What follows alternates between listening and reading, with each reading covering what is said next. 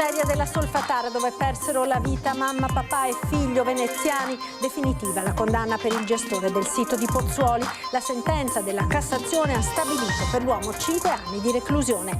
Contributo d'accesso nuovamente al via Venezia, dove riesplodono le polemiche e tanti turisti ancora ignari. Resterà in vigore al momento per 4 giorni.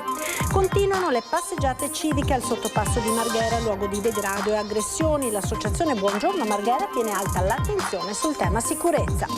In una lettera 73 artisti chiedono di escludere non solo la Russia ma anche Stati Uniti e Israele per presunti crimini di guerra. La Biennale non commenta e ribadisce il principio di libertà artistica. Con la normativa antipacottiglia aperte oltre 500 attività di qualità, ad affermarlo l'assessore Costalunga, a stupire il giro di vite anche sulle edicole. Si va verso il tutto esaurito negli hotel veneziani per il weekend di Pasqua. Gli ultimi aggiornamenti parlano di un'ottima percentuale di occupazione.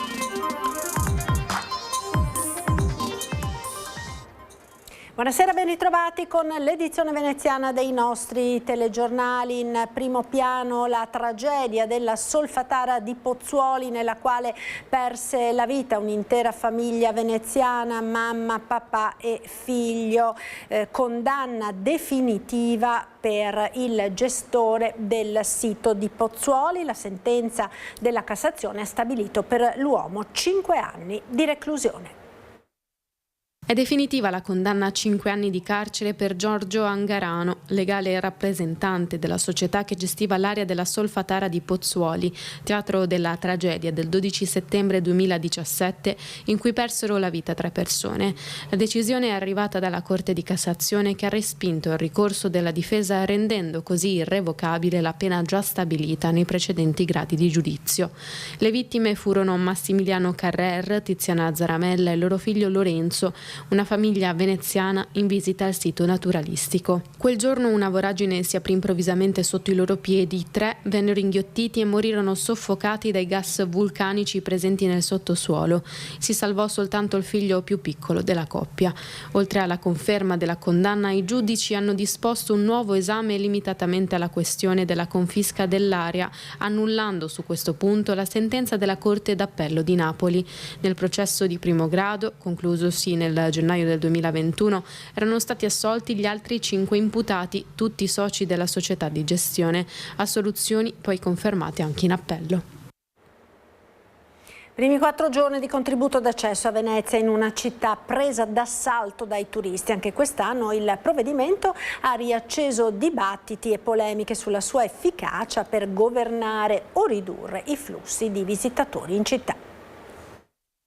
Il contributo d'accesso a Venezia entra in vigore per il 3° anno consecutivo. Fino al 26 luglio e per 60 giorni, principalmente dal venerdì alla domenica, chi non gode delle esenzioni entrerà in città pagando 5 euro se la prenotazione è anticipata di 4 giorni, 10 negli altri casi.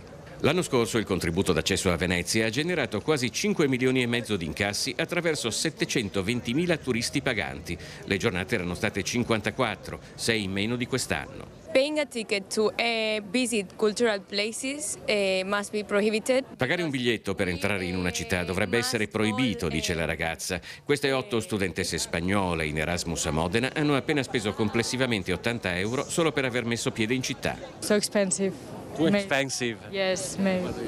10 euros. Almeno finora un biglietto d'ingresso ad un'intera città esiste solo a Venezia, ma nonostante il clamore mediatico internazionale degli anni scorsi, molti ne scoprono l'esistenza solo arrivando qui. Piazzale Roma e la stazione Santa Lucia sono i 2 centri d'ingresso principali, quelli in cui ai varchi di controllo c'è più affollamento. Io non penso che sia una cosa corretta, perché o lo fa tutto il mondo o non lo fa nessuno. In Amsterdam, per esempio, anche hanno i canali e non fanno questa. Il provvedimento continua a far discutere e a generare domande. Serve davvero a governare i flussi turistici? Il prezzo dovrebbe essere più alto? Dovrebbe includere servizi aggiuntivi? I veneti, al momento esonerati, dovrebbero pagare? Ha pagato per entrare? Sono residente qui nella città. Cosa ne pensa del contributo d'accesso, di aver dovuto far vedere, dimostrare che è residente per entrare? Non mi esprimo, non. Meglio di no, meglio non dire. No. Quanto pesi il turismo di massa a Venezia lo si vede sempre nel piazzale della stazione, dalla coda interminabile per imbarcarsi sul vaporetto per Murano. It's ridiculous. È ridicolo, dicono queste ragazze di Boston. Stanno aspettando in fila da 40 minuti. Poco distante dei residenti manifestano contro il contributo d'accesso. Noi non vogliamo vivere in un parco a tema e non è possibile dover pagare per entrare nella città. Se uno deve venire a un funerale a Venezia deve pagare. Se uno deve venire a un... Non c'è l'esenzione per il funerale? Assolutamente no, se non sei parente del defunto non c'è esenzione. Il gruppo distribuisce gratuitamente contributi d'accesso. Io come residente veneziano posso produrre infiniti QR code. Ognuno di questi QR code vale per 4 giorni, in questo caso 3, 4, 5, 6 aprile, e è valido per 10 persone. Quindi ciascuno di questi QR code sostanzialmente varrebbe fino a 400 euro ciascuno. E si può fare, il comune non le dice niente? Ma è il comune che ha fatto questa regola, non è colpa mia. Eppure c'è anche chi rimane distante non solo da ogni dibattito o polemica, ma persino dall'esistenza del contributo d'accesso persino in questo piazzale. Da dove viene? Da Milano. Ha dovuto pagare per entrare? No. Come mai? Non lo so, non ho pagato. Ah, è passato senza... Sì, non ho, liberamente. Benissimo, complimenti, grazie. Buona giornata, buona Pasqua. E l'assessore al turismo e candidato sindaco a Venezia Simone Venturini difende la validità del contributo d'accesso e non esclude che in futuro possa aumentare di prezzo per accrescere l'effetto disincentivante del turismo mordi e fuggi. Il contributo è ancora in fase sperimentale, sono 4 anni di sperimentazione, sicuramente è un punto di partenza, non certo il punto di arrivo. L'effetto disincentivo c'è in alcuni momenti, va rafforzato, come anche chiedendo allo Stato la possibilità di applicare una tariffa più alta a fronte di alcune prenotazioni e riuscire così a calcare un po' più la mano sull'effetto disincentivante. Assessore uscente al turismo e candidato sindaco a Venezia, Simone Venturini difende la validità del contributo d'accesso, un provvedimento adottato dalla Giunta Brugnaro di fronte al crescente assalto del turismo di massa in città. Va ricordato che è il primo strumento dopo 60 anni di discussione che prova a regolamentare e sistemare il tema del turismo giornaliero, che è l'unico turismo che sfugge completamente a qualsiasi tipo di controllo e anche di contribuzione alla città, perché il turista che dorme in albergo paga la tassa di soggiorno, il turista che arriva, che ne so, con l'aereo, poi arriva con il motoscafo, col trasporto pubblico, dorme mediamente in città. Il turismo di giornata è quello che arriva in 3 ore, crea il maggior numero di problemi in termini di sovraffollamento di alcune direttrici che portano verso Rialto e San Marco e poi lascia la città magari lasciandoci la spazzatura. Il contributo d'accesso è al suo 3° anno d'applicazione, ma era già previsto che i suoi primi 4 anni sarebbero stati sperimentali, quindi passibili di modifiche a seconda dei risultati. E va potenziato ancora di più, quindi io parlo di evoluzione del contributo d'accesso anche ragionando su un prezzo più alto a fronte anche di alcuni servizi che la città potrebbe garantire, che ne so, si paga di più però ti consente una visita gratuita a un museo secondario che non hai avuto modo di conoscere già, quindi non certo Palazzo Ducale o Museo Correr. Abbiamo un sacco di musei che la gente non sa nemmeno che esistono in alcuni casi quando arrivano a Venezia e che magari se incentivati a visitarlo è arricchente per loro e anche arricchente per noi. Mattinata al mercato di Mestre per il candidato sindaco di Venezia Andrea Martella, tra strette di mano e richieste dei cittadini, case e lavoro per i giovani.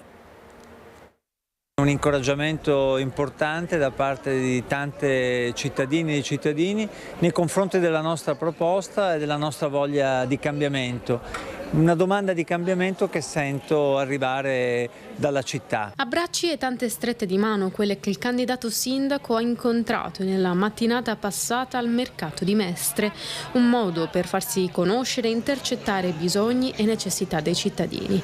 Tante le richieste a lui mosse. In molti cittadini mi hanno parlato questa mattina, c'è un problema che riguarda tutti, che è quello del caro vita. Le difficoltà sempre più grandi di fare la spesa, di affrontare ogni giorno tutto ciò che riguarda la vita quotidiana. È un tema di cui sempre più ci si deve occupare. In molti mi hanno parlato di casa e mi hanno parlato della necessità di rimettere tutto il patrimonio sfitto e non usato anche a Mestre a disposizione dei cittadini. Non ultimo il tema della sicurezza, in primo piano per i residenti di Mestre e Marghera, ma non solo. Sul tavolo per i cittadini anche il problema dell'allontanamento dei loro figli e nipoti, che sempre più spesso decidono di abbandonare l'area per cercare lavoro altrove. Devono avere l'occasione per poter rimanere nella nostra città e trovare un lavoro che non sia solamente legato al turismo e che quindi possa consentire un lavoro più qualificato e meno precario. Al sottopasso di Marghera, ora luogo di degrado e spesso protagonista di episodi di aggressione, la conferenza stampa di Buongiorno Marghera per tenere alta l'attenzione sul tema della sicurezza. E continua intanto il tema delle passeggiate civiche. Tutto nacque dall'aggressione nata a Marghera da mio fratello tornando a casa dal lavoro alle 2:20 di notte. Da lì un giro di WhatsApp, un passaparola di amici e è cominciato il tutto. Da 15-20 persone la prima volta ci siamo trovati a 100. Trasformare gli eventi negativi in momenti di partecipazione e di cittadinanza attiva. Buongiorno Mestre e Marghera hanno dimostrato come si fa. Al sottopasso di Via Rizzardi una conferenza stampa per raccontare ai cittadini il lavoro svolto e richiamare l'attenzione delle istituzioni. Le camminate civiche hanno avuto un grande successo di pubblico. Ogni volta che noi usciamo riceviamo l'adesione di 100 persone. Una proposta quindi concreta che a nostro modo di vedere deve essere assolutamente inserita nei programmi elettorali. Far arrivare il messaggio alle istituzioni, soprattutto ai candidati sindaci, per vedere se si trova un mezzo di collaborazione tra cittadino e istituzioni. Spaccio, degrado, aggressioni. Il sottopasso di Marghera è troppo spesso protagonista di fatti di cronaca e episodi che non fanno del luogo un posto sicuro. Per questo l'associazione continua a vigilare e tenere alta l'attenzione. È un bene di tutti la sicurezza e ritornare a un decoro anche della città stessa.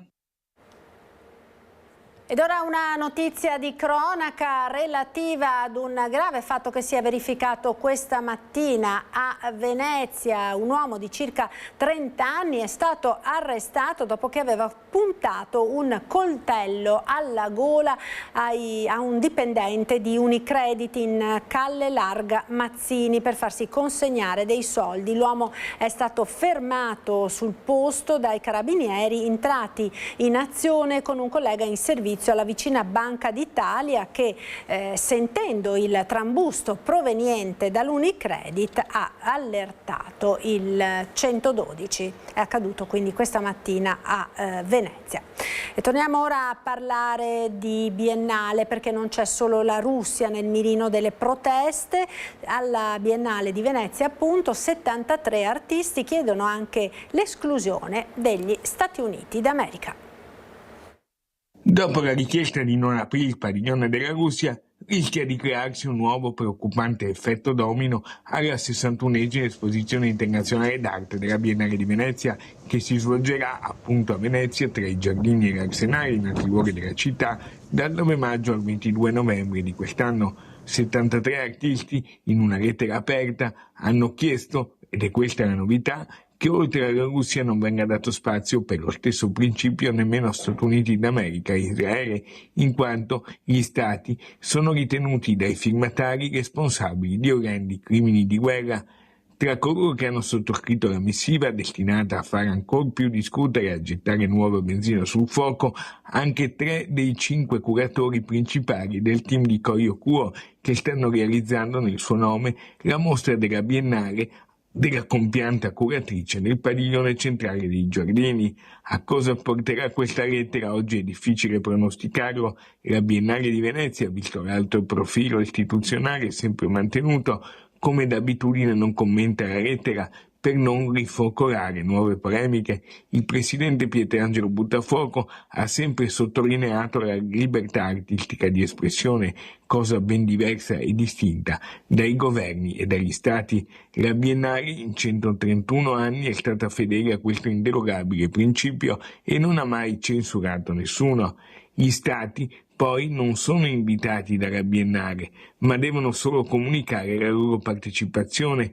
Cosa accadrà a maggio? Tempo di bilanci per la cosiddetta delibera anti-paccottiglia dopo 4 anni di applicazione del provvedimento che regola e limita le tipologie di negozi che possono aprire in centro storico. Sono più di 500 le nuove attività commerciali di qualità aperte a Venezia da quando a partire dal 2022 è entrata in vigore la cosiddetta delibera antipaccottiglia.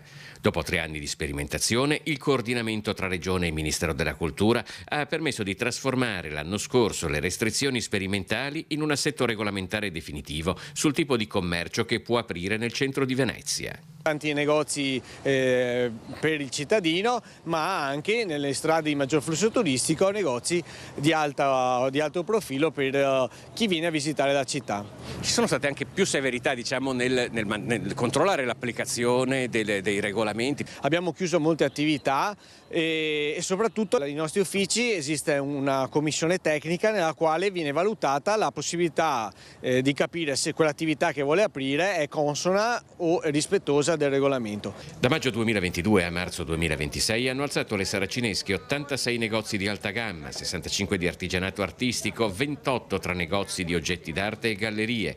Sono anche tornati un fioraio, 4 fruttivendoli e un negozio di animali domestici. C'è poi il contrasto al fenomeno delle cosiddette attività apri e chiudi. Abbiamo un po' bloccato quelle cose furbe che facevano soprattutto le attività gestite da extracomunitari che aprivano l'attività, nel giro dei 3 anni approfittavano insomma di tutte le agevolazioni fiscali, poi chiudevano, sparivano, non pagavano più nulla. Ora lo sguardo è rivolto alle edicole, alcune delle quali sono diventate negli ultimi anni bancarelle di souvenir di bassa gamma. Quelle lì non le vedremo più, potranno esporre solo e esclusivamente diciamo in certe zone, ovvero noi abbiamo stabilito che i giornali devono essere visibili. Sono 4 metri quadrati di esposizione di giornali e nel resto della bottega possono continuare a vendere determinate cose. Le abbiamo elencate, quindi antipaccottiglia per i futuri che apriranno l'attività. In questo weekend di Pasqua gli ultimi aggiornamenti parlano di un'ottima percentuale di occupazione negli hotel veneziani. Sentiamo i dati aggiornati.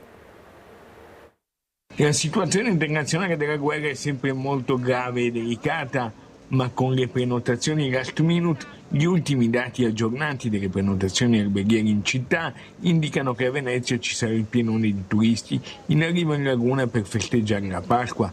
Il direttore dell'Associazione Veneziana Albergatori, Daniele Minotto, fa il punto con gli ultimi dati aggiornati. Le prenotazioni arrivano un pochino sempre più sottodate, quindi abbiamo oggi praticamente la visibilità di cosa accadrà in questo weekend un pochino più lungo di Pasqua, dove davvero possiamo dire che nella città antica non siamo al tutto esaurito, ma ci siamo vicini. Il Lido è verso un 75% di occupazione, Mestre viaggia sopra l'85%, quindi possiamo definirci davvero soddisfatti. E anche per quanto riguarda la visibilità del mese di aprile. Le prenotazioni risentono del clima internazionale, difficile fare previsioni attendibili che vadano oltre il mese. È anche comprensibile che chi deve venire per fare un viaggio di piacere lo faccia all'ultimo momento, ed è innegabile che questa ormai è più di un mese, vuol dire che andremo 2 mesi e anche i costi inizieranno sempre più a crescere. Lo vediamo tutti quanti al distributore, lo vediamo nelle cose, e nel momento in cui diventerà strutturale ovviamente la crescita dei costi si stabilizzerà, però purtroppo verso l'alto. Per il turismo a Venezia, in arrivo nei prossimi mesi, c'è comunque un buon ottimismo tra gli operatori. La voglia di venire nella nostra città c'è ancora e davvero vogliamo guardare con ottimismo e guardiamo un mese di aprile sicuramente molto buono e speriamo che anche tutta la stagione che proseguirà con la Biennale Arte ci dia le stesse soddisfazioni. Il nuovo polo culturale dell'ex Palaplip di Carpenedo pronto per la primavera 2027. I lavori di riqualificazione dovrebbero concludersi entro l'anno. Sopralluogo di sindaco e maestranze all'ex Palaplip di via San Donà a Carpenedo. Il cantiere, avviato a ottobre, dovrebbe essere concluso entro fine anno. Inaugurazione e restituzione alla cittadinanza previsti per la primavera del 2027.